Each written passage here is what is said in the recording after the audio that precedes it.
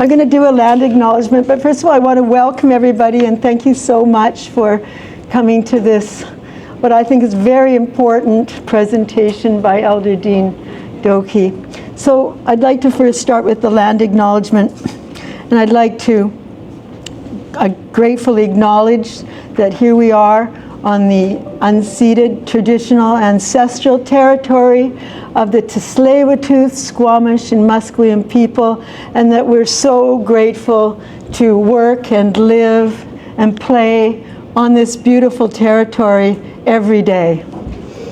Yes. And I'd like to, it's with great honor that I welcome Elder Dean Dokkie from the West Moberly First Nations in northeast British Columbia, up in the Peace River area. He came a long way to be with us. Yes. He's fighting snow. He's fighting snow. No, he actually literally, right? It's hard to explain how far this is, but it's a long way up north. It's a 12-hour drive. Yes. So Dean is resident elder at Northern Lights College, and he's been engaged in governance, First Nations governance work with his nation and with his also tribal organization. Yes. And also has been active in educational projects, Indigenous educational projects for many years. 44. 44. So it's with great honor and gratitude and thanks that we welcome Dean to come and speak and present to us today.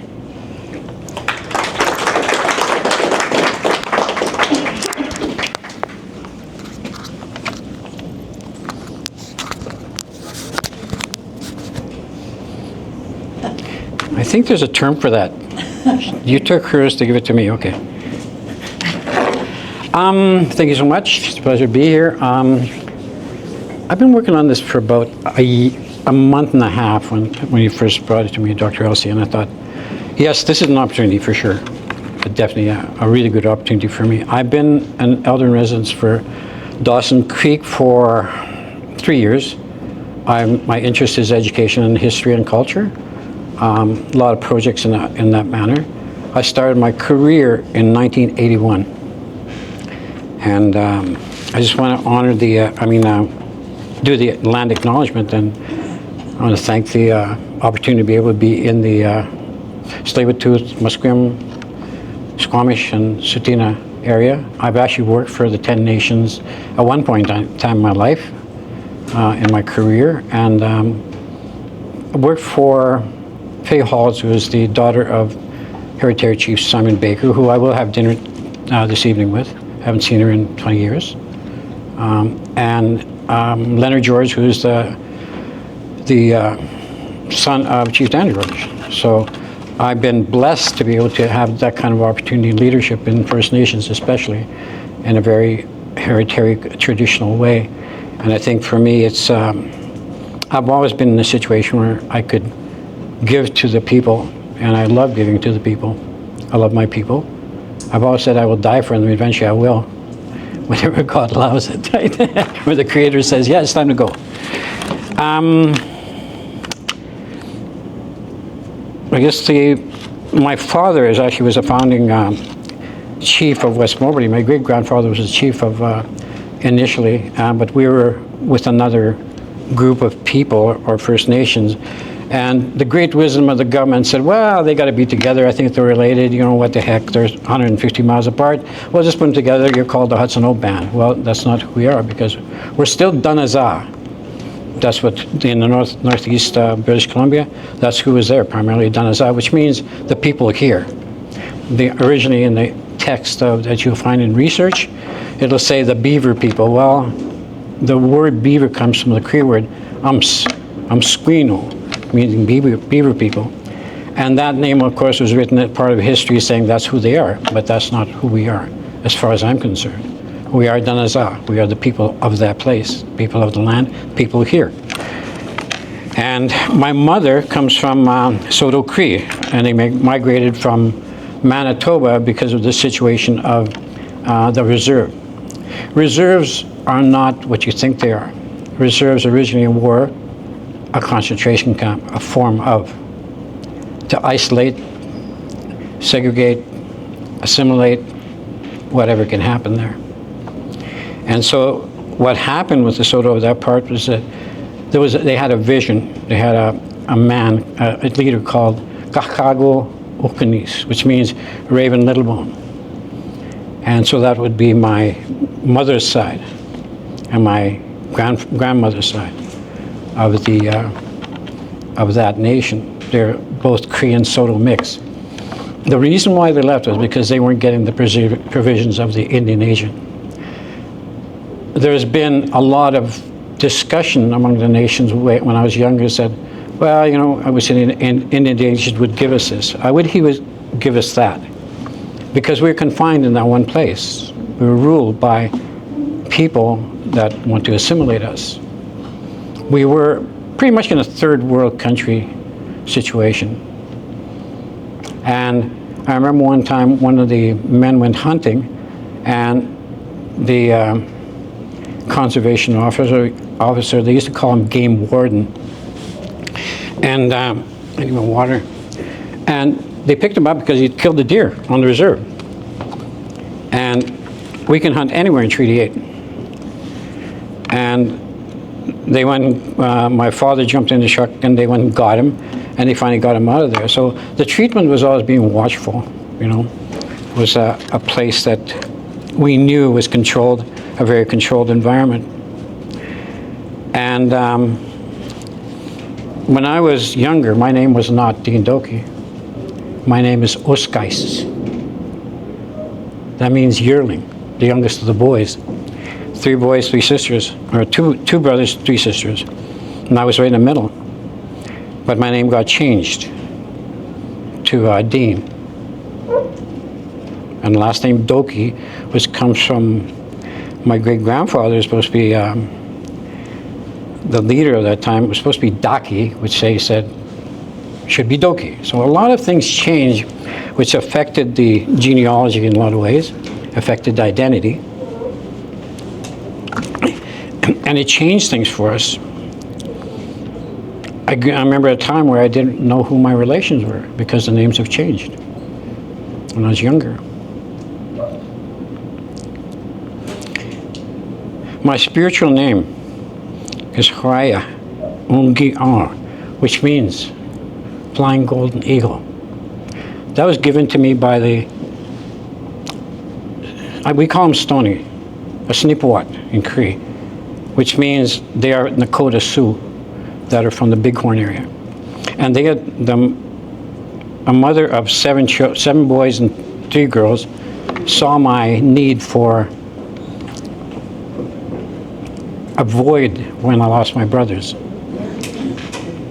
They died at, one was in 2002, the other one in 2009. But she saw that need, she saw that I would probably be a lone boy in my family. And she gave me that name and adopted me. So I have a lot of brothers and sisters out there, which I've been doing. I've actually gone this adopting mode. You never replace your lost ones, your siblings, but it fills the void. It's part of the healing factor. I'm going to go back to the earlier years of my life, and this presentation is based on my experiences, my perspective, my history. And I'm going to give you some personal things to take with you so that you know the truth of what truth and reconciliation is.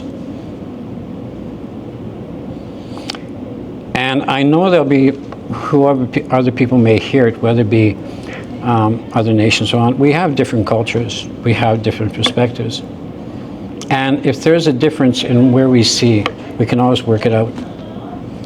Because my experience is a different perspective as other people. And it is the integrity I have to keep and the honesty in order to provide yourselves, my people, and governments. Because everyone else needs to have that honesty. Honesty is power. It frees us. It gives us a place where we can trust each other. It gives us a place where we can be unified. It gives us a place that we coexist completely. without hesitation. That's what was supposed to happen under natural law.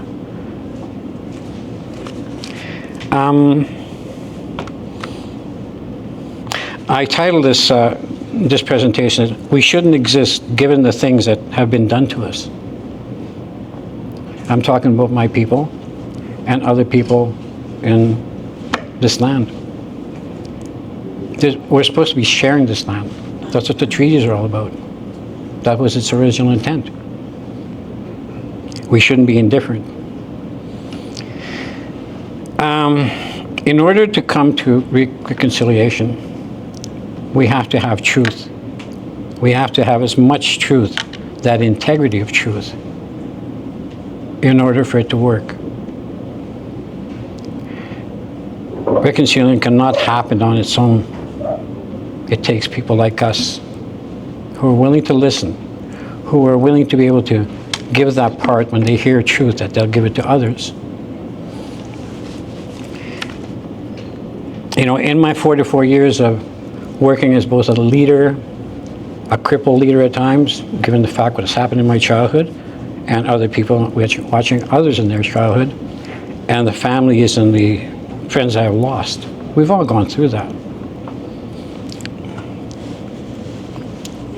But there are different times. I came from a traditional background. When we lived in Moberly, we'd go hunting, gathering. We'd go for weeks. I'd leave before school ended, because my schoolroom was in the bush, not in classroom. That's how we had to keep our traditional ways, our cultural ways. Everything is there. My language is there. And that's where I learned everything. And in an environment as such, you have animals. You have to watch. When you're told something, you have to listen and act on it now. If you wait, it could be a life and death. You're not in an environment where there's police. You're not in an environment where there's someone who can watch for you all the time. You have to watch for yourself, ourselves. We always travel in groups as young people. It was not a big issue for us to be carrying a .22 at 6 years old. Try and do that now. We were trusted with that because it was part of our life. But I can see why it isn't. There's an interesting thing that my father told me when I first started with West Moberly in 1981, and he didn't know how to read and write. In fact, most of the counselors didn't. I smile and sort of chuckle at that because they knew a lot. With not being able to read, they knew what nature was, they knew what humans were, they knew what animals were. And one day I got bold enough to say, "Hey, Dad, how come you can't come with me? You know, come with me." And we were coming here, actually. And he said, "I know what a grizzly bear will do, but I don't know what people will do." And it tells you a story of where things landed, of all the things that have been done to the people of the nations. How do I trust it when I know what the grizzly bear will do? But a person, people, I can't. I don't know what they'll do. There's been a lot of broken promises. There's been a lot of misunderstandings. There's been a lot of untruth. When I was going to school, in my younger years, I also was sexually abused when I was young. That in itself crippled my whole being for a time. Not so much when I was young, but over the years, you could see it developing in you without care. Because how do you know how to look after yourself when you're sexually abused at a young age? You don't. My parents didn't know. I wasn't going to tell them. My brother knew because he saw it happen. He was the only one that did. And I grappled with that for a long time. It wasn't so much trust issues, it was about what happened. I knew something that was forbidden. I knew something that adults knew, at least a part of it. It tore at my emotions.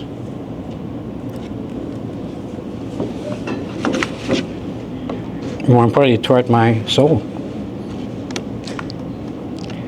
And I struggled with that for a long time. I came to resolve it through my culture, through my spirituality, through my language. The powers of those healed me to the point where I could accept and say, okay, it's happened, I can be better. And it was in stages of my life. In the last 10 years, 14 years, I've been able to say, I forgive. I forgive myself. Well, what's there to forgive? It wasn't my fault. I even asked the Creator, I said, why would you allow something like that?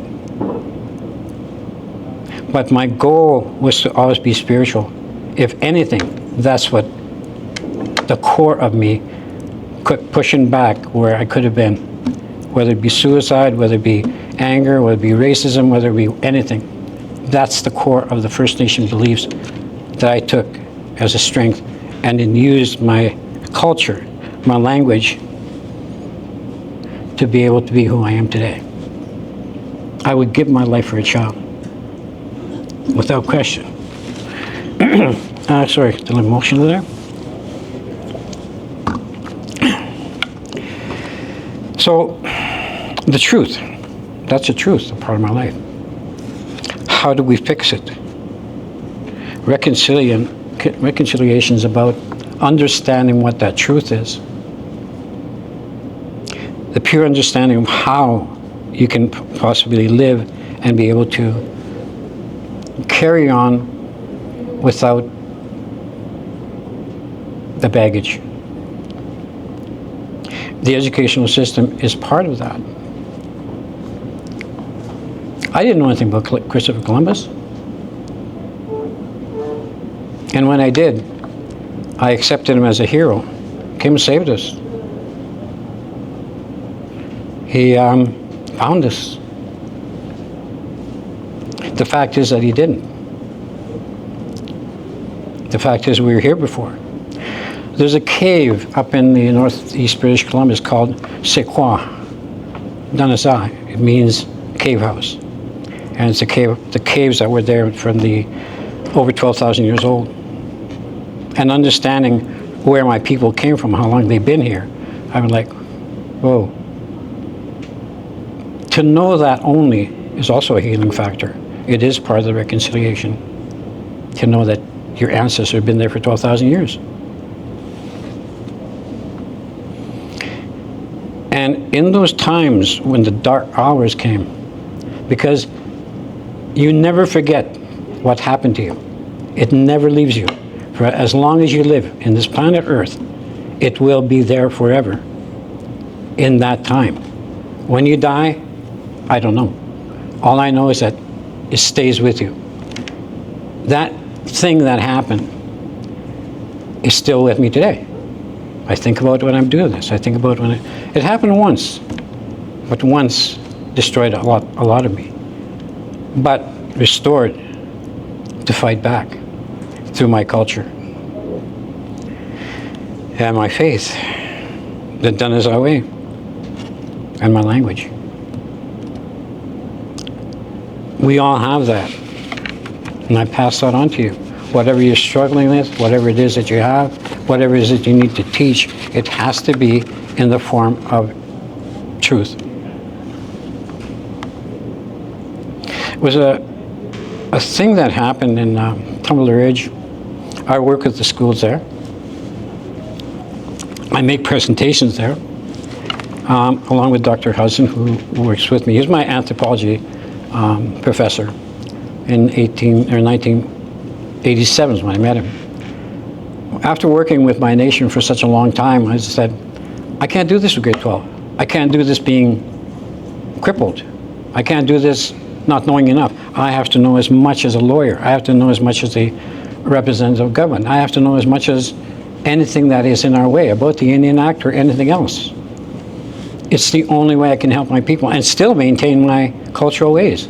And that's a battle to have. Because every day you have to look at yourself, who am I? When I get to that point of completion in my who I am, like I said, it was about 10 years ago, maybe 15 at the most. I know where I want.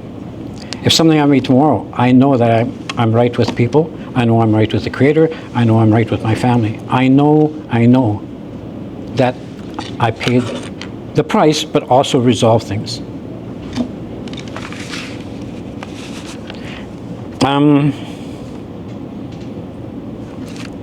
There's some stories I want to share with you in the early days. And I became worked for my father. He actually recruited me in 1981, and I wasn't going to go work for a nation. What am I going to do there, right? I already know I'm an Indian. I already know my language. I know, I'm still hurting, right? Because I'm drinking. I don't remember the 70s. I played in a rock band. I know some of the places I played at. I don't remember it. I remember the 70s when they started. I graduated in 71. And when I got married in 1980, I thought, what the heck happened there? And I chuckle at it sometimes, and I think, do you remember the 70s? No, I don't. No, I don't. I want to go back just a bit. The first time I went to school, that would have been, I was 6 years old. And the first thing I saw in school was this man pulling this kid, older than me, by the hair, walking like this with a big stick, back to the schoolhouse. And I thought, whoa, this is school? I was so afraid. And this was the way that that school went in Moberly. It was very violent and very different. When I got to Chetwynd, it was much different. That didn't happen. But I couldn't speak English. So English was a big barrier. So I spoke Cree. I could sing in English. I had no idea what I was singing. I was darn good at it too, according to me. But it was a culture shock in a lot of ways, because now you're different in this school where everybody spoke English. So how do you communicate? Well, you don't. It's all broken English. I remember this one, my mother fainted, and I just happened to come back to school early, and there was another student that was there, another First Nation lady. She was in the higher grade, and I was running out trying to get somebody to help because my mother's laying on the floor. I said, my mom, and she said, what? Finally, this word came out, blacked out, and she went running in and looked after her. So, and you were picked on in some ways because you are who you are, right? And that was difficult, but I made it through. And the thing about that has taught me something. You fight back the same way I fight back with the things that were trying to confine me about the abuse. You fight back. You grab whatever you can in order to do that. And, there are people out there that care. It doesn't matter if it's a little kid or whoever, and I've known that all my life, and I've seen it, and I've had it. And people have helped me a lot. It doesn't matter who. But this girl was named Marilyn Parker. She was, I remember she had blonde hair, but I hadn't seen blonde haired people. Like, what the heck? We all had dark hair. And she walked over and said, "You need this." I said, "What's that?" "It's a dictionary." I said, "A what?" "A dictionary." I couldn't pronounce it. Anyway, she wrote it out. He said, "You need this to talk." She she had empathy. She saw where I was at. And then she said, I said, "Where did I get it?" She said, "At the store. Go to there was a sort of a grocery store, but had school supplies in there, close to where we lived."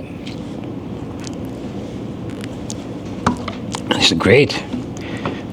So my dad got off work, and I said, "I need this book in Cree." I said, "I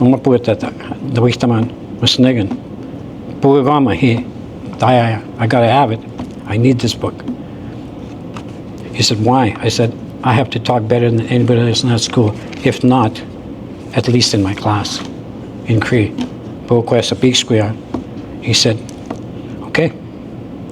He talked broken English too, because he wasn't educated. But the man knew things that I could not believe.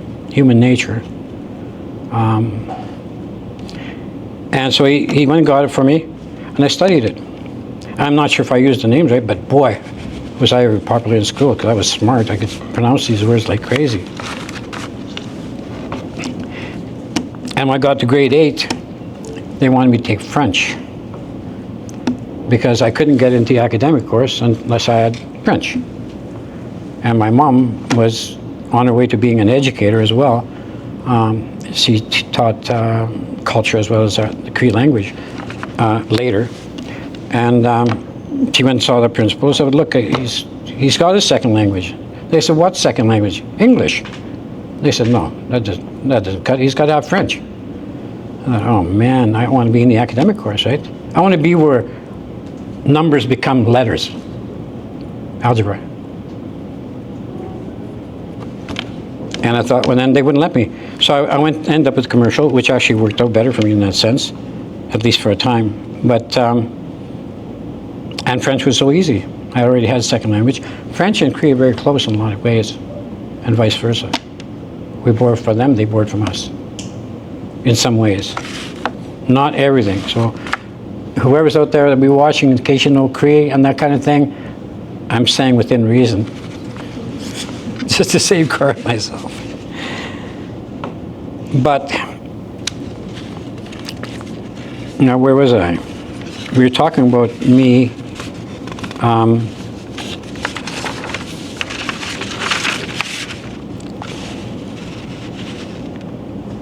Oh, another part that helped me, that applied to indigenizing. In grade 3, I had a teacher named Mrs. McKay. And what happened was she had somehow connected with me in some way. And she was probably in her 60s or so. And given the fact where I was at in my English and that kind of thing, she just kind of looked at me and said, you know, it's took a lot of time for me. But after she left, she sent me a bunch of books. The stuff that would not be taught in the curriculum at all. You know, nothing about First Nations, nothing about our ways. And she sent me all these books. And how she wrote is that, to Master Dean Dokkie, I had a title. I was so proud of that, man. It was like, this is it. I have to go for this. She planted that seed of knowledge. And I took it and ran with it. It saved my life in a lot of ways, because where I am at today, because of her, would not have happened. She indigenized me. She gave me something that I couldn't learn at school about our people. Things about the Sundance, things about, and even the word lithe. I was like, wow, I use it all the time. But things like that within the system, and how we inspire people, students, and even each other, is so important. Because that is truth. Even though it was written by other people, I accepted it. It changed my life.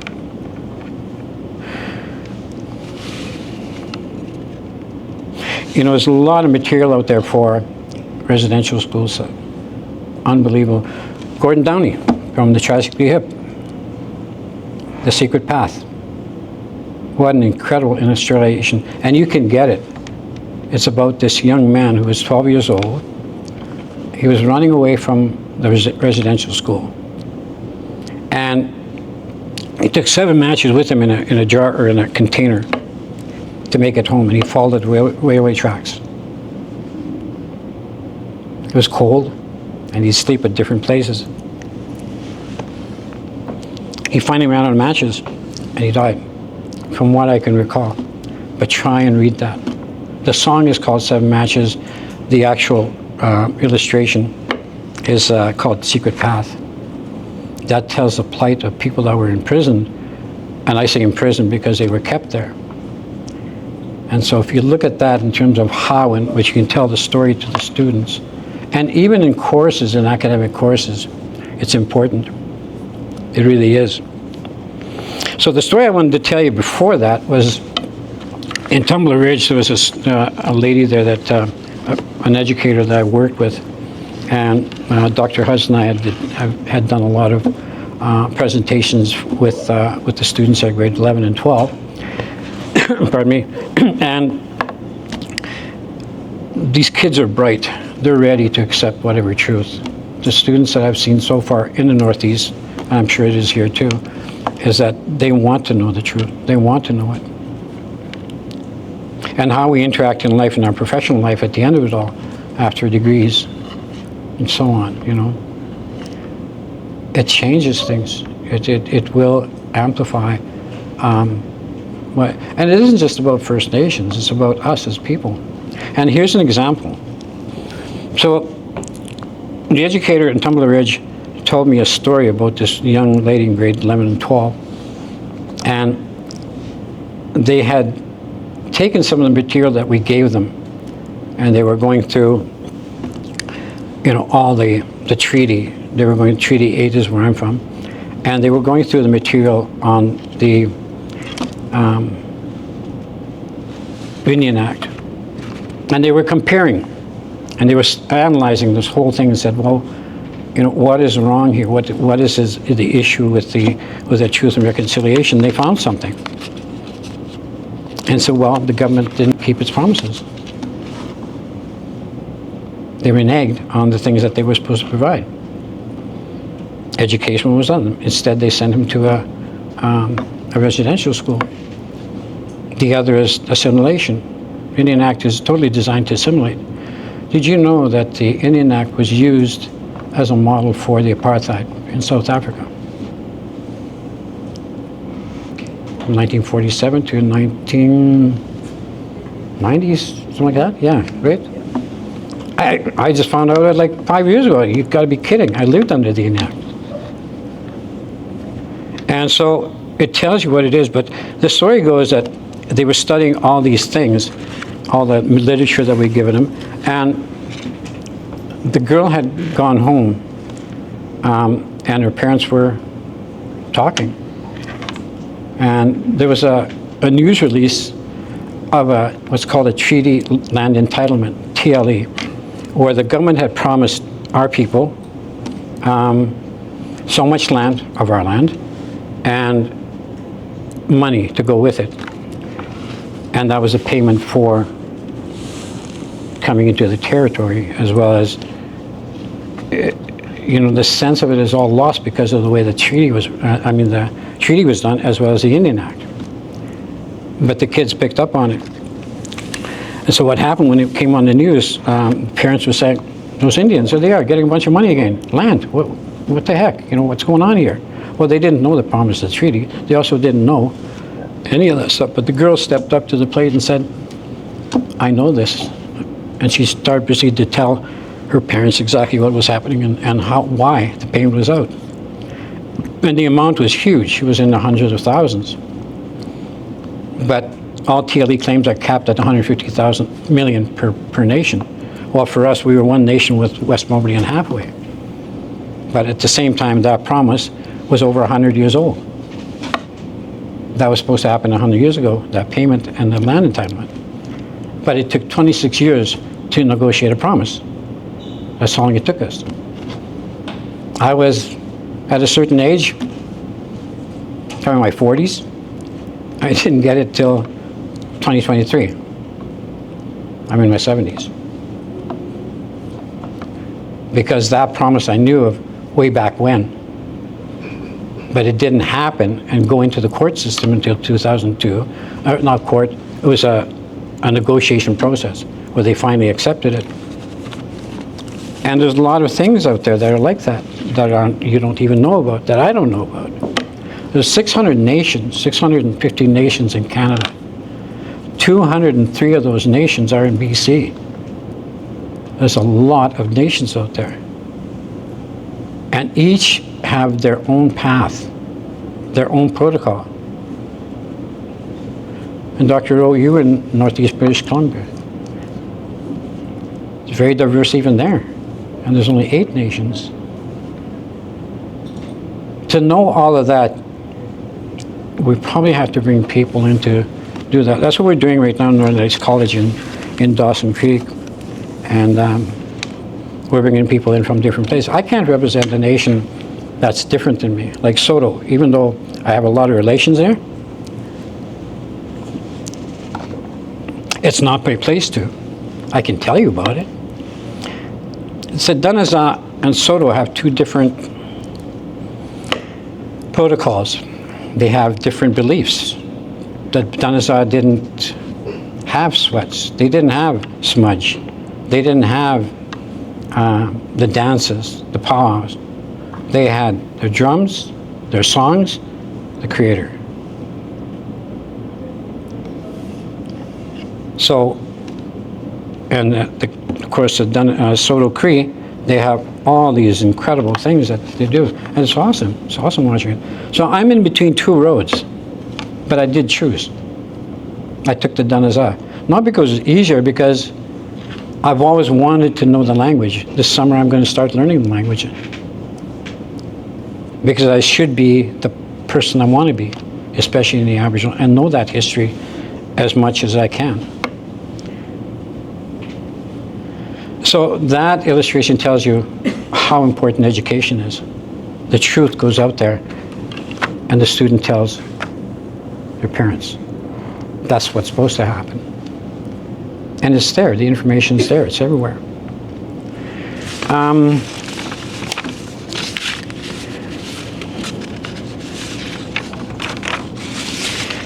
Now, if you look at the Indian Act, it started in 1876. Well, the Indian Act still exists today. It's still being used in the nations. We still live by it. When I first came to know the reserve system, I started with my father in 1981, as I said. I wasn't dealing with the Indian Act, because what I was trained in a traditional sense was the treaty. These are our rights. This is what we do. This is what we can do. This is what we can kill. This is where we can go. It's a shared treaty. It's a peace treaty. It is not ceded or surrendered. It was a peace treaty for the Klondike Gold Rush. That's the reason why it exists. And the reason why they wanted a treaty with our people was because they wanted the gold. But once they saw the resources in that part of the world, and this is from the commissioners' report themselves, the commissioners are the ones that came and negotiated and left the game. What had happened was that when they first came out and asked, they said, no, we don't want a treaty. In fact, they pushed the wagons into the Peace River, not people in it, and they said, no, we haven't want to do with it. They didn't want to hear about it. And as you say, look in the commissioner's report. It isn't, I'm not doing this verbatim, just from what in recollection, but check it out and you'll see. And one of the documents that Dr. Hudson had given me as part of the study we were doing, it said that the government officials told the commissioner, said, well, go back, make a deal with them, promise them, in effect, before they know the value of the land. And when I read that, I said, whoa, now I see where it all went wrong. But it took me a better part of my lifetime to realize that what was going on. I knew it before, but the evidence was there. But it isn't all lost. There's a way to get back to reconciliation. I know the nation went to. In 1990, when I was going to school, my third year at Fraser Valley University, where I met Dr. Hudson, Oka happened. And that's a pivotal point in my life where I woke up and said, yeah, we have to do something. Yes, we have to try and work this out somehow. And yes, we need more people in our nations that have the knowledge, and that want to have the knowledge. It means people going to school. And it caused such an uprising that, to watch the people for the Mohawk laid down their bodies in front of the tanks. First they had police, a policeman died, and then they sent the army into our nation. The Canadian Army got sent there to go and stop the nation, the protests. It didn't have to be that way. As a result, a lot of people got hurt. Lillooet was cut off on food and for a time there, and that resentment resonated all through for a few years. Even at a baseball game I went to, I was like, there was that tension already in these Little League baseball, and there was that sort of aggressiveness that happened. And I asked the chief, Roger Adolph, I said, what's going on here? He said, that was from Oka. I said, you're kidding? He said, yeah. And it was on both sides. And, you know, and for me, I just thought, well, it's just time to make things where it should be. Reconciliation has to start now. When I went back home, I rewrote the governance of our tribal council. I said, our leaders have to be in the forefront from here on in. You guys can't be sitting waiting for Indian Affairs to do your work for you. You have to be up front. You deal with the people that are in all industries, all levels of government. But we don't have the education. You have people that do. We're behind you. And that did take off for about 7 years and fell apart. Because why? Money. I can't say money. I think it grew to the point, and I take that back, be careful what I say, we grew to the point where autonomy was important. Not that it wasn't before, but it goes to the phases where when you're building, you have to go to the upper level, and no one was there to build that part of it. You know, it still operates, it's still there, but I think for the 5 years or 7 years that was the restructuring of it worked. The elders were there, you know, paving the way for the front line into the communities, and the chiefs had their resources in place where they could, you know, negotiate different things. It made a big change. There were 10 minutes. You know, in life experiences, and certainly all this thing, is that knowledge is wealth. And if we look at it as such and not power, there's so much knowledge here in this room. If we got together, can you imagine what we could solve and actually talk about it and just put things together? It's already there. We just have to do it. You know, our people used to be in consensus. It's not about a vote. We just talk together and say, here's what my experience, here's what I have to say. And someone will say, well, here's my experience, he wants to say. We take that common ground that we all have and build it outward to a place where there's full understanding and what that truth is. It's already there. We just have to take it and move it to where it needs to go. I don't know if you agree with me or not, but that's how it's worked in my life. If I didn't take those things that were core to my being, where the medicine wheel, for instance, is, you know about the medicine wheel, I think you do? There's 4 parts to a medicine wheel. The intellectual, or the mind, the emotional, the spiritual, the physical. I know that part because it's what happened to me. And that's what happened to a lot of these kids. You know, I met a young man in my community. He was sent home. He was in a foster home. Foster homes are just as destructive in some ways, and some are good. Same with residential school. There were some good things that came out of it. There's some people, because they weren't neglected, they weren't abused. We don't hear that side of it. You know, but there is that danger of how people are treated. There always is. And in an ever-changing world like we have right now, and almost violent world, we need each other to resolve these things. Because it won't get better unless we do it together. And I'm up to be able to do that. I will put my energy in wherever I can to help each and every one of you when I can. You can contact me anytime you want. You know, through my email. I don't know everything. I know an aspect of my life.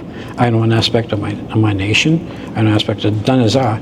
But I can't speak for the people, the nations here. Yes, I was with them for a short time, but it's not my place, nor do I know enough. And if I only gave you something that I grasped, that is not integrity. So, Farron, one last story before I close. There's other stories about these things. He was in a foster home for quite some time. He was from my community, and I got a call from Indian Affairs one day, and they said, "We've got this youth that we're sending to you." I said, "Sending to me?" He said, "Yeah, he's from your First Nation." I said, "Really?" And it was my first time ever in a situation of foster homes. And they said, "Yeah." I said, "So we're sending him back to your community." I said, "Okay." And what family he's from? They told me. I said, "Okay, sure, yeah. I'll tell him about his family." He said, "No, you can't do that. You cannot tell him about his past." I said, "You got to be kidding. Why would you not?" And they said, "We can't even do it." I said, "Why would you do that?" I didn't understand it. I had an issue with authority as I was growing up, and I still did at that time. I was 30-some years old. And I thought, okay, I'm not going to argue. They're the authority. But it really made me upset and confused. I thought, how is this young person ever going to survive? How is he going to know? And so he did show up, and I had to talk to him. I said, "Well, I need to talk to you." He said, "Well, they sent me here." I said, "Well, I don't know why I'm doing here. I don't know why I guess I have a family here or something." I said, "Yeah, you do." And I said, "Well, I'll tell you the history. I'll tell you, everything I know and how the relations are." And I did. And he looked at me and said, "You mean I was living a lie?" I said, "Well, I don't know how to react." No, I don't think so. I think you're, I think you're here. We'll show you everything. I went quiet, didn't hear him for a while. It seemed periodically, and he was very quiet. Sometime later, it might have been weeks or a couple months, we found him hanging from a ceiling of a cabin. He took his life. Sorry. No identity, loss of identity. No one told him. No one said anything. All that had to happen was tell him the truth when he was small. You're from a nation. Here, we're going to bring some of your traditional thing. If he wants some, great. If he didn't, that's okay. But the truth had to be there. It wasn't. He's not the only one. A young man on the street here in Vancouver, 2000, when I was working for the Nations, I saw this young man despair, just broken. And I thought, I got to see this guy. He's like me. It didn't matter what nation he was from. And I was working for the 10 Nations for an employment center. And, a very incredible job. 10 field offices. I managed all of the Sunshine Coast for employment and training. And I got to help this. And I asked him, I said, "What, are you okay?" He said, "No, I'm not." I knew that, but I had to ask. He said, "Well, what do you need?" He said, "I need food." I said, "Well, I'll get you food." So I got food for him. There's a little store there. There's an office right off Canby. Is it the Architect Institute? Well, we had an office there. And so I made a deal with the guy. So I said, "You can get food, but up to a certain amount," because I knew what would happen. He would trade it for drugs or something, which he did. And I found out he was from my area. I won't say what nation because of the recording. I won't tell you his name. And we met with him for a while, and I spent a lot of time with him all through that time. I was there for a year. So I was with him for a year. I seen him go through phases and phases and cycles of just incredible pain. He was hurt bad. I didn't know what the issue was. And one day he asked me, he said, "Is my family like me?" Sorry. I said, "No. They're not like you.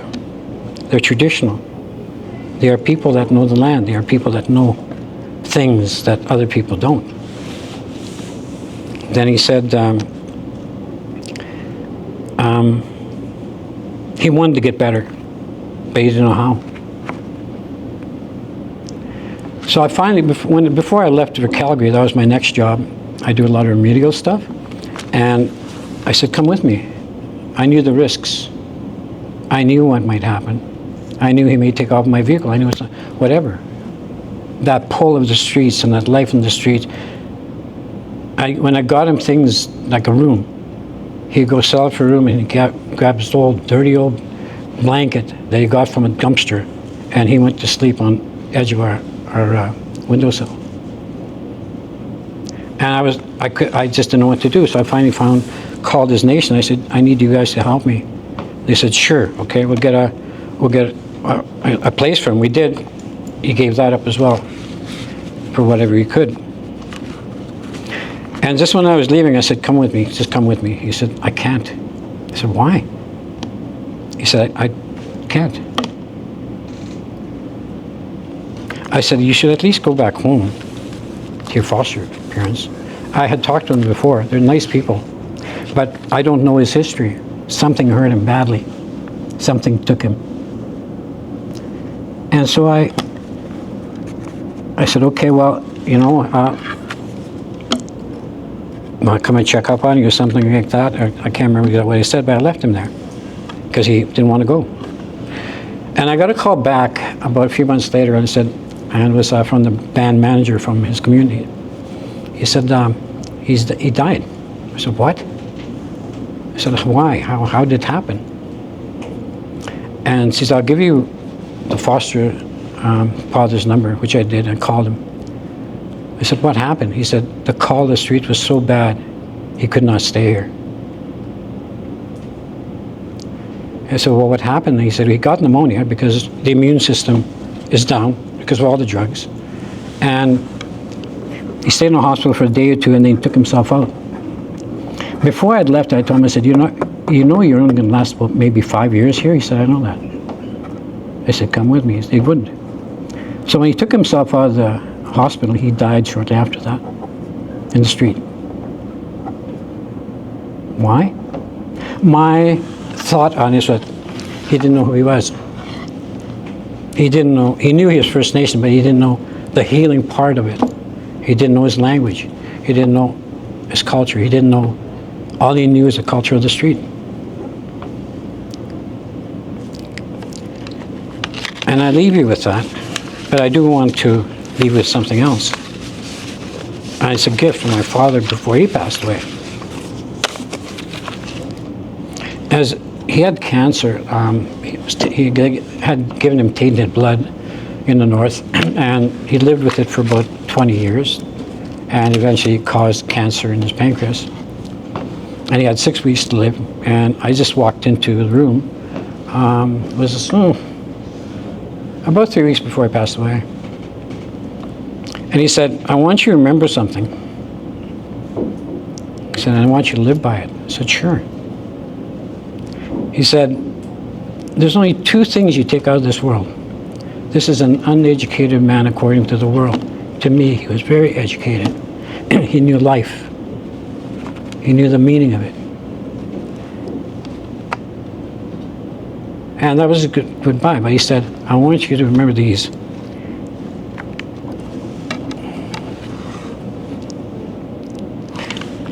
He said, whatever you say and do in this world is the only thing that you have. And that's to people. Whatever you say and do to people is what stays here about you. And it's true. It doesn't matter what faith you're in. You could be an atheist, you could be whatever. That thought, that quote that he gave me applies to every one of us.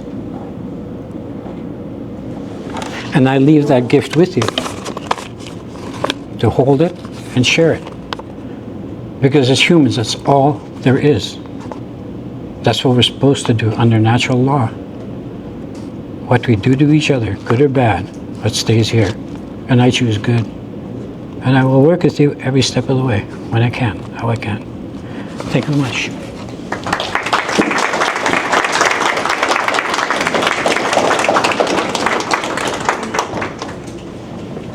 We do have a question and answer Yes, session coming yes. up, of course, Dean, but on behalf of Alexander College, we'd like to give you this gift of thank you. Thank you. And we greatly appreciate you sharing your wisdom. Let's do it with First us. Nation way. Thank you.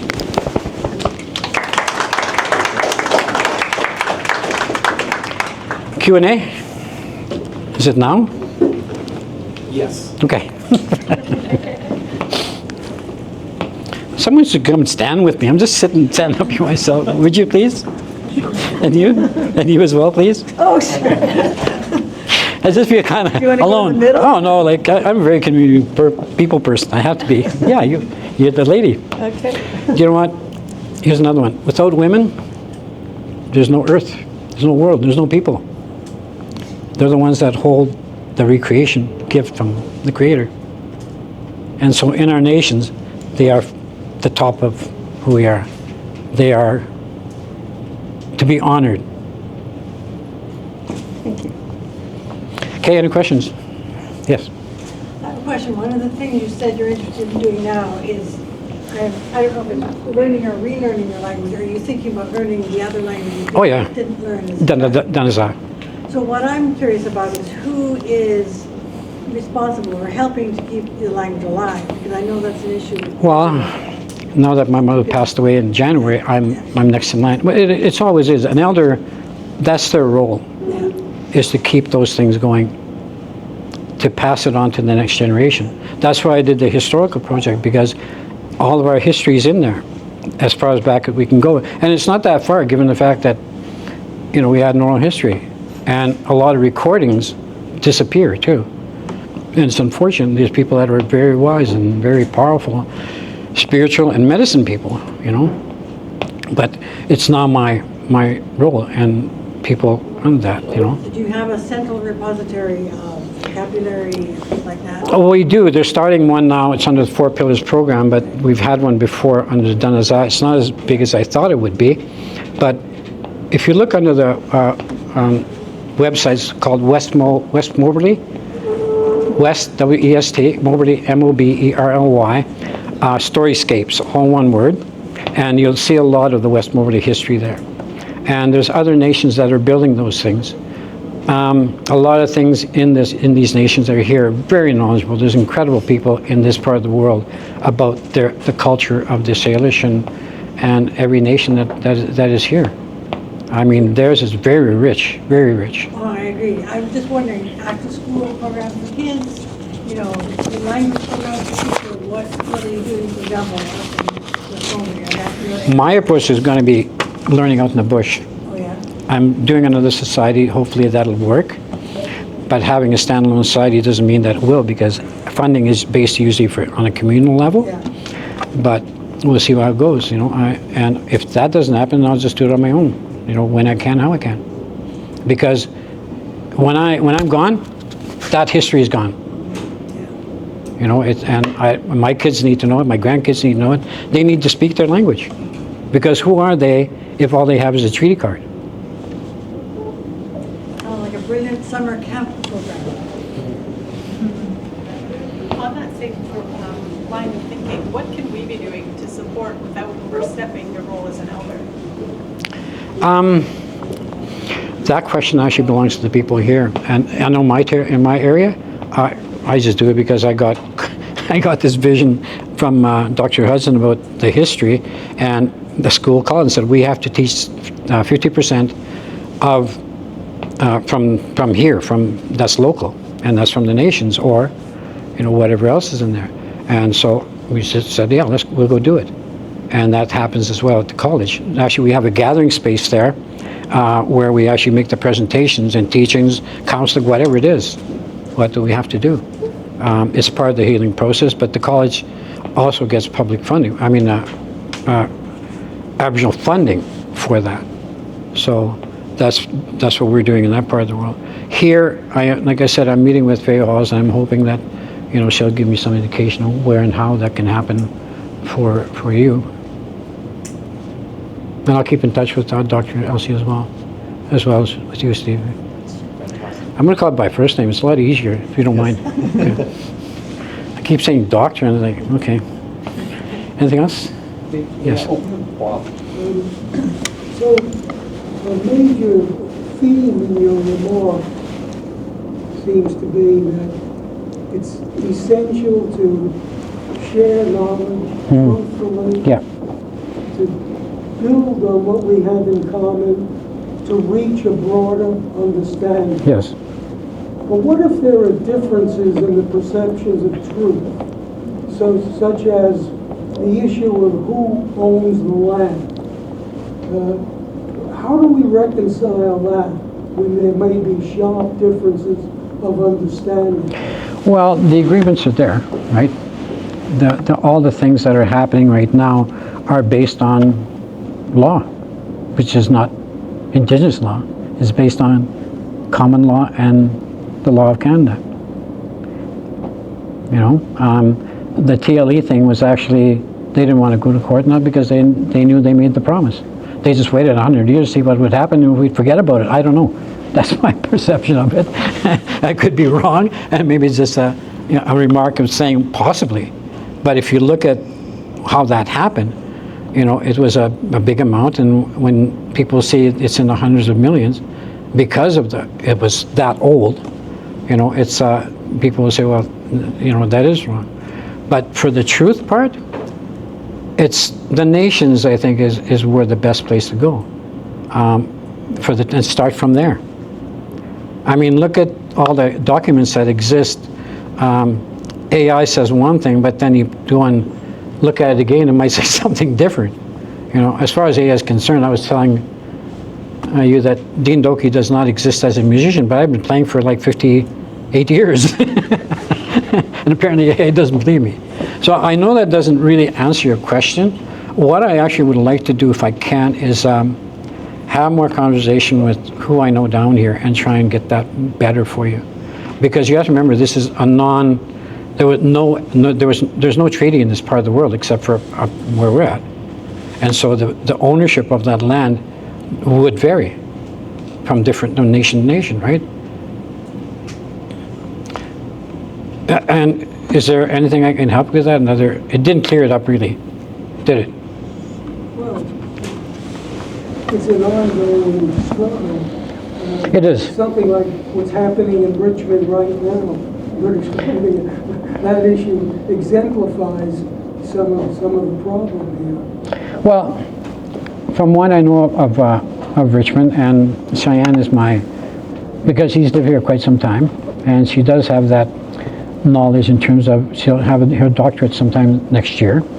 And from what I've read, it was owed for over 126 years. That's what's in the paper.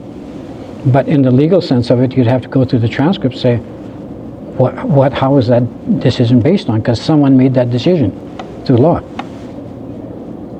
Right? Does that answer a bit more? Because it's not the First Nations law, it's Canadian law that said yes, that is your land. And I don't want to say too much because it's not my area, other than the fact that what I understand is law is that that's where it came from, and that according to that, what came out of the court system was that it was something that was owed, and who owed it? Is it the government or the people? You know, I had to be cautious with that because the territory is in the nations. In my area with the TLE, yeah, it was owned by the government. You know, that is the truth. It's all recorded. And that's why they decided to negotiate instead of go to court, because they knew they owed it, the promise of the treaty. I'm sorry I couldn't answer more fully, but I want to keep the respect of the nations here. That's really something that they can answer locally. So Dean, what would you say are the main things that you're trying to heal from that makes reconciliation necessary? Colonization still exists. Can you speak about that? Well, if you look at the Indian Act, it still exists. They've made amendments to it, but there's still amendments that are lean on colonization because of the Indian Act. The big question that we just had a discussion with that, and Jody Wilson-Raybould made a comment on her book that was pointed out to me by one of the academics at Northern Lights College. Well, she said that, how do you replace it? And that's a good question. How do you replace an act that started in 1876 to now, which is 100 and what? Someone do the math for me? Where's your calculator? It's a long time ago. And how do you, if it's so entrenched into the system of Canada, and to break away from it, obviously there's going to be some repercussions somewhat here or there, right? One of the things that happened in the short version was that in Slave Lake, Alberta, Lesser Slave Lake, they had taken over a whole regional office, because there used to be field offices everywhere. And they slowly got rid of those, thank God. And when they took over the whole region, vehicles and everything, all the equipment, office, everything, it caused major problems according to the vice chiefs I worked with, which are regional chiefs now. They said it caused so much havoc, according to the government, that Treasury Board had some major issues about it. So what were those issues? I don't know. What I do know is that it would have a ripple effect, like anything else, somewhere. And I guess for me, and I don't say this, would it be better or be worse than what exists now? What would that be? You know, the white paper policy is another thing that Elliott Trudeau put together to make us municipalities. Why? To abolish the treaties. That, you know, the Indian Act is to assimilate us. So what is the next step if that was to be taken out? So then would you be supportive of like further modifications of that act, or revoke the act and replace something else? It's such a prejudicial document. It's Well, it's so name, crazy. right? You'd think that there'd be enough people smart enough there to say, you know what, let's change this and let's get consultation. Let's do the right thing. But to leave it where it is, what is it, like a sore that's going to be festering and festering? Ultimately, what happens to it? Do you see that as part of the reconciliation process? Well, I think one of the reconciliation, because we don't own the land anyway right now on our reserve. It's held in trust by the federal government. Right. So, you know, we're just like little kids waiting for our money on a trust account. It's worse than that, because we have houses there, we have a life there. I say give us back the land. It was ours to begin with. Just give it back to us. At least that's a start. I'm not saying it's the only thing. And who actually brought that up was a family member of mine, my sister. And, you know, wouldn't that be a good thing for reconciliation? It's a thought, but it's not up to me totally. You have to ask all the nations as well. Is that the right thing? You know, 600 nations that's a lot of land out there that the federal government's saying that we hold trust to. I know it's more complex because it is complex. It is. Because it's an age-old thing that should have been taken care of a long time ago. Dean, may I ask a question? It's Yes. half formed in my own mind, so I'm not sure this will come out clearly, but much of what you've left us with speaks to our common humanity. You know, you said that what we all leave in the world depends on what we say and how we treat other human beings. And there are people in the audience here, international students, who, you know, have done a very brave thing in coming to Canada to study, to make a new life. And I'm wondering if there's any message you have for the group of students who study. Well, what's happened in my part of the world is I open up when it's like if there's a bunch of students come in. At one time, I think it was 2 years ago, there was 2023? Sometimes, yeah, 2 years ago. Students from the Philippines came in. So I was asked to go in at Northern Lights College, the Chelmsford campus, and to do a smudge and all that stuff, right? Which I did and welcomed there, and told them about us, you know, that's a smudge. And what the history is, and it was about an hour session like this, and they said, do you think we can come go to work for you? I said, you know what, put your resume in. You know what, we have 2 Filipinos, maybe 3, 2 Filipinos, 2 from East Indian, 2 from South Africa. I can't remember, there's one more that we recruited in that 2-year period. They know what we do. They know our culture. In fact, before I came here, I had to drop off some dry meat to a Filipino lady that I work with very close, and she calls me uncle. We have cultural harmony. I think that's a good example.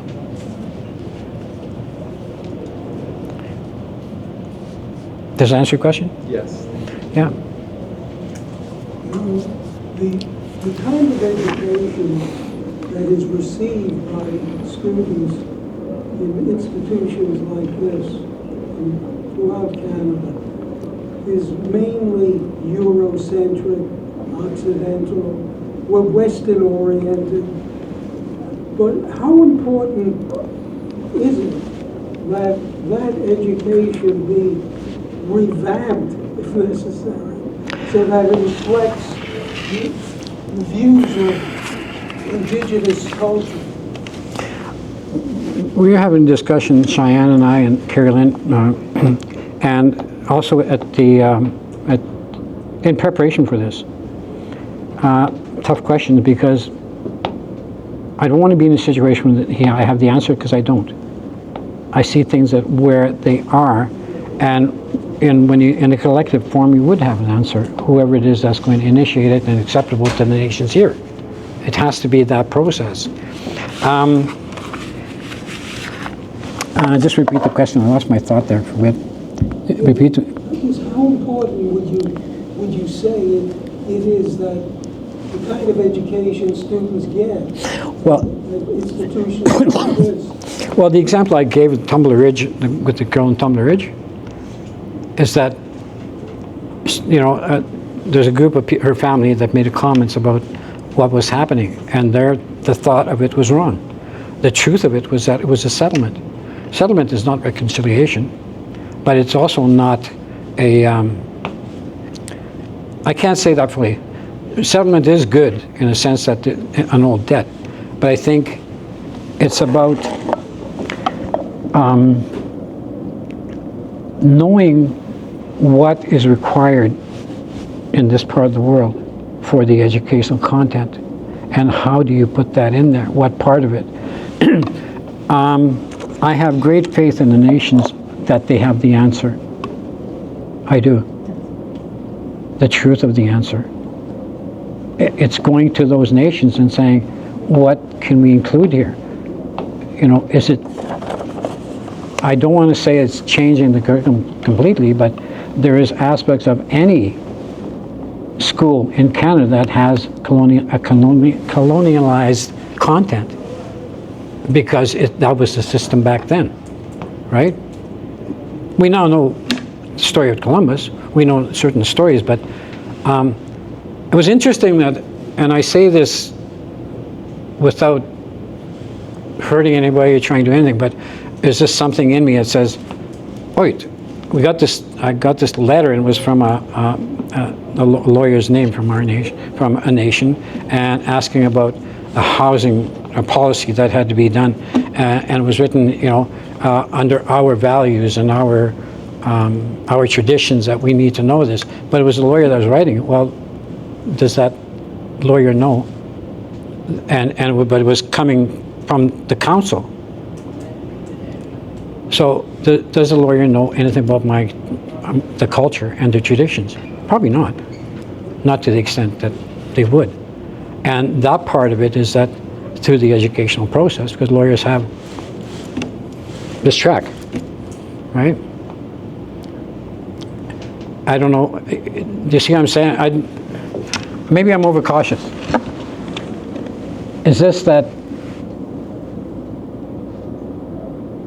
if you're in the nation, then you should know the tradition. You should know all those things. If that's what you're going to have for a job, then that part should be taught in that curriculum. If that job requires, if there's the possibility of going into almost every job that comes out in any academy is in the nations now, because our students are going to school. But that doesn't mean those those people know their culture completely either, because what if they lived off the reserve for all their life and they're part of a nation? You know? And who teaches them that if they're away from the community? I have family members I've never even seen and met because they decided not to be on the reserve, but they have gone to school. I've talked to one, and she's a environmental worker, but she doesn't have the culture, nor is she interested in it. So I think in that sense, it's really getting, in my community, I would want, let's say, Northern Lights College, they work together with the nation to do the language program. They'll work together to do some of the things that are important, the cultural part. And I know that's happening in Dawson Creek too. But there's nations that are strong in their culture and their language. And what is the priority? For Doig, who works for Port St. John, they definitely include themselves in the guide in the curriculum, at least in language I know, and probably more. My job, not my job, my focus with the Dawson Creek campus is that I present this, and how do I make it so that it's part of the educational process? Right now, it's the contributions of the resident elders that's added on to that. It's a good point. You know, and I think that's probably the best option right now, given if you don't want to change everything, then slowly you'll see what those contents are, I would think. At least that's how we're working it. That's why the historical project, because now that's going in part of the curriculum. Any educator can take that and say, oh, can I use it? Go ahead and use it, that's what it's for, right? Because we do have the teachings there, and it's important that the connection is there. It's not just for me or for you, it's for the truth, and that's for generations to come. And it'll take generations. It took many generations for the Indian Act to be where it is. We're in the Does- process. I was just. No, go ahead. Pardon me if I interrupted. So first of all, thank you for sharing your story with us today. And I would like to ask, now that there is more awareness and more understandable of the importance of including indigenous knowledge into the education, right? And now that there is more advocacy and efforts for decolonize the education, that Western education that we are having right now, what would be an advice for educators that would like to include this indigenous perspective respectfully into the curriculum? And also, like the second question would be, as a college or university or institutions, what would be the challenges we can face when trying to include this indigenous perspective? Well, what's happening right now in the Northeast is that I teach in the schools as well, along with the teachers. And they'll call me in and say, we need this information from, say, the history. We need information about culture. We need information about this. And I go in and I tell them exactly what I'm going to be doing, because there's certain rules about how you talk and what you talk about and so on. You know, I definitely want to know what is sensitive before I go in there. So do I leave this in, leave this out? What if it's so critical? Well, there's a way of saying it in the English language, or saying it in Korean than English language, because sometimes I understand better in Korean than I do in English. But it's not just for the students. In order to be appropriate and you're not contaminating or hurting the process, I think the best way is to utilize the people from the community who are educators with integrity. That's what's happening in the North. So I do go in private schools. I think there's one I go to, and some of the high schools. We've even met with educators in one of the schools and say, here's what the content is, and here's what we're looking at with Dr. Hudson, and that's the guidance, whatever content they want. If we don't have it, we'll look it up so we can find it. Not every nation has that, but again, start, I think, from those bringing people in that know.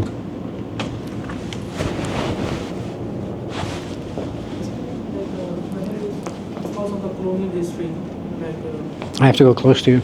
I'm old. Because of the colonial history, First Nations lost so much property, land, so much stuff. But the thing is, land can be reclaimed, money can be reclaimed. But according to my perspective, the biggest loss is that they lost their mentally freedom. Like they are still mentally chained in the colonial rules and policies, which force them to lose their opinion or like the pride of being a First Nation. What do you think would be that a right decision so that they can reclaim that freedom? Because according to my perspective, I think if people think as you are a First Nation, you are also seeing some children from your First Nation communities who don't want to be reconnected with their community. So what do you think is the best way to motivate them or teaching them to hold pride in being the First Nation? Well, if somebody doesn't want to learn, they won't learn. It's in their mind already. I mean, that's the acceptance of certain things are there. My adopted granddaughter would tell you her story as well, I think. She might. There's the medicine wheel is as such. It is medicine wheel is in a circle. So it's divided in 4, and this is sort of the Prairie Nations way. Other nations have their own. So you have the mental, spiritual, emotional, and what was the other one? Physical. Physical, right? Yeah, I'm here. My mind's reeling fast. If those one is out of whack, they have to be centered. They have to be working together completely. If one is more, let's say, anxiety. When I was because of the abuse, anxiety, and my mind goes elsewhere. It affects the mind. It affects my body. It affects my spiritual place. All those go shift. They're not centered anymore. One is bigger than the other. The other one's overloaded. And you go through all these swings and moods of everything. You know when that happens. To get it back on balance is the key. So it isn't just one thing. All 4 have to be in sync to be who you are. And that's really where I was talking about the power behind the language, the spiritual, and the cultural. I know I'm human. I know my physical is there, but all those 3 affected my physical. I thought I was having a heart attack when I was having an anxiety attack. And it all became of where I was at, knowing full well that I was crippled. But what do I do with that? I have to feed it with something that I know is me. And I have to overload it to a point where it's back in balance. And that's what happened. Now, it doesn't work for everybody because it depends what they know and what they want. And acceptance of that is one thing. For me, that's what it was. If you look at one of the young man in the street, his identity was gone. That's the same with the other one. Was I living a lie? He was lost. His whole identity just went out the door when he walked in there, when he came in the community. All of a sudden he was something different. And had they told me his condition, if he was fragile, it would have been different, but they didn't.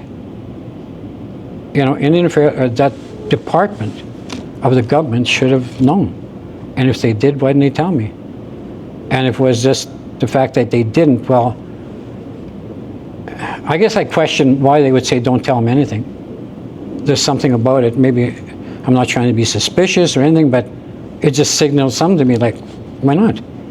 What's up with that? And I'll never know. But a lesson learned, I'll find out. And it's unfortunate it had to be on the life of an individual. It's just, losing people is just such a hard place. It is. We all know that. There's a little bit of time for one more thing. Sure. It was a story you told me when we were chatting on Zoom was very compelling, and you were relating just how important it was that your teacher brought in some First Nations information into your classroom. Oh, that was Mrs. McKay. And can you just tell that story and explain the impact of actually being able to connect with your own culture in school? Well, that was early in my life. I was very crippled. I was very damaged. But there was a teacher, Mrs. McKay. She's probably in her, I'd say probably early 60s somewhere. I'm guessing because I was young, and not knowing the language very well and just starting to learn English. It was a difficult place. But the thing about that was that when I got those letters, she gave me a title, master. Like, try it with your kids, Hey, professor. But something. It means something. There's purpose now. And for me, it was like, that's where I started going toward that healing mode without knowing it. Was the fact that my culture, and she recognized it, because they didn't teach it in the school. She saw my need in some way, I believe, and she gave me these books, and I'm reading about us. When I was going to school, I was singing 1, little 2, little 3, little Indians. That's how I learned how to count. 4, little 5, little 6, little Indians. 10 little Indian boys, right? I thought, hey, they made a song about us, man. Like, yeah, that's, In Korea, I'm thinking, I'm going to learn this song. I know it. And I did. It sped up my way of thinking. I mean, years later, I thought, what a racist song. But it helped me. And negative does become positive sometimes, but not always. So, I mean, and with me, I mean, and finally the books stopped coming, and I didn't think about it later. She must have passed away, or something happened, because she was very close to me, and she knew what I needed to do. And I get this book every couple months. I had a whole bunch of them. And knowing about me in school meant a lot. Even though I lived it, I had to read it to know that side of me. Because remember, I went to a culture shock when I moved from Moberly to Chetwynd. Totally different schools. There was only one blonde woman in the school I was in, Moberly. I went to that one. There's lots of them. But also, that sharing of culture made a difference too. I couldn't be able to, it was a struggle trying to keep both my culture and my language. And when I was in grade 8, my cousin stepped up and he said, "You're not Indian anymore," because I was talking English, right? I mean, I knew it well because I had my little old dictionary. And he just looked at me and said, "No, you're not an Indian anymore. You're an apple." He didn't say an apple, but that's pretty much what he is. And it kind of got to me, but I didn't mind it because by that time I already knew what the healing mode was. And I knew what I wanted to do. I was still First Nation. I knew my language, but I wouldn't give that up. I just said, well, okay, fine. So you think so? What's an apple do? An apple? Anyway. Okay, yeah.